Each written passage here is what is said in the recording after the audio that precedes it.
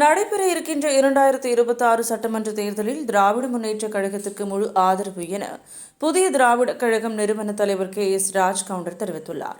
சென்னை சேப்பாக்கம் பத்திரிகையாளர் மன்றத்தில் செய்தியாளரை சந்தித்த புதிய திராவிட கழகம் நிறுவன தலைவர் KS ராஜ்கவுண்டர் அவர்கள் கூறியது, நடைபெறவுள்ள 2026 சட்டமன்ற தேர்தலில் எங்கள் கட்சி திமுகவுக்கு முழு ஆதரவு அளிப்பதென முடிவு செய்துள்ளதாக தெரிவித்தார்.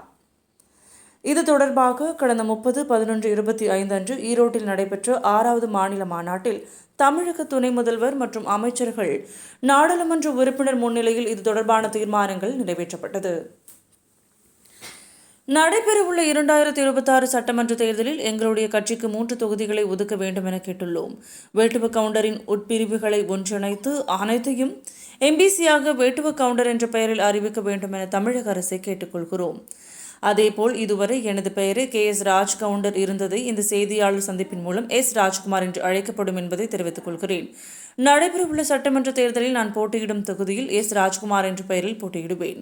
அதுபோல் திமுக போட்டியிடும் 234 தொகுதிகளிலும் அறிவிக்கப்படும் வேட்பாளர்கள் வெற்றிக்கு உறுதுணையாக பாடுபட எங்கள் கட்சி நிர்வாகிகள் அயராது பாடுபடுவார்கள் என்பதை தெரிவித்துக் கொள்கிறோம்.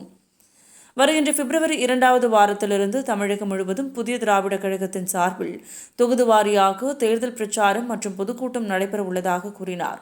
மேலும் தமிழகத்தில் மீண்டும் திராவிட மாடல் ஆட்சி அமைய வேண்டும் என்பது எங்களுடைய நோக்கம். அதற்கு எங்களுடைய கட்சி நிர்வாகிகள் பொறுப்பாளர்கள் உடனிருந்து செயல்படுவார்கள் என்று தெரிவித்தார். 234 தொகுதியிலையும் உதயசூரியன் சின்னம் தான் போட்டியிடுது. 234 தொகுதியிலையும் மாண்புமிகு தமிழக முதல்வர் அவரோட நல்ல ஆட்சிக்கும் அவரோ செஞ்சிருக்கிற ஒரு நல்ல பேருக்கும் தான் வாக்கானது கிடைக்கப்பட போகுது. இன்னும் அதில் சொல்ல போனால் நாங்கள் அதிகப்படியாக வாழக்கூடிய கொங்கு மண்டலத்தில் நாங்கள் போட்டியிடுற மாதிரி இருக்கும்.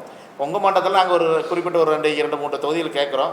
அந்த 2-3 தொகுதியுமே எங்களுக்கு ஃபேவரான தொகுதி தான். அதில் எந்த தொகுதியில் கூட்டாலும் நாங்கள் போட்டியிடுவோம். கட்டாயம் உதயசூரியன் நின்று இதுவரைக்கும் கொங்கு மண்டலத்தில் அந்த தொகுதியில் யாரும் போட்டிக்கிட்டு நான் சொல்கிறேன் நபர்கள் யாரும் பெறாத வாக்குகளை குறைஞ்சபட்சம் 50,000 வாக்கு வித்தியாசத்தில் நாங்கள் ஜெயிப்புங்கிற நம்பிக்கை எங்களுக்கு. தேங்க்யூ.